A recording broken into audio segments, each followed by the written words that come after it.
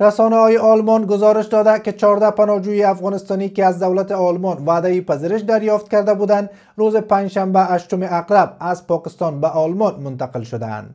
به گفته مقام‌ها این گروه که شامل زنان و مردان است، از اسلام آباد به استانبول و سپس به میدان هوایی شهر آنوفر پرواز کردند. وزارت داخله آلمان تایید کرده است که تمام این افراد پیش از سفر مراحل بررسی امنیتی را به طور کامل سپری کرده بود.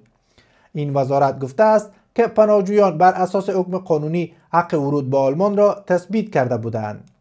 این سومین گروه از پناهجویان افغانستانی است که پس از روی کار آمدن حکومت جدید آلمان از پاکستان به این کشور منتقل می شود. بر بنیاد آمار رسمی در حال حاضر حدود 1910 پناهجوی افغانستانی دیگر در پاکستان منتظر انتقال به آلمان می باشند. بیشتر این افراد کارمندان محلی پیشین نیروهای مسلح و نهادهای آلمانی در افغانستان است. دولت پیشین آلمان وعده داده بود تا شمار زیادی از افغانستانیایی را که به دلیل تهدید و آزار طالبان به پاکستان فرار کردند در چارچوب برنامه‌های اسکان مجدد بپذیرد. با این حال دولت جدید آلمان این برنامه‌ها را به شدت محدود کرده است.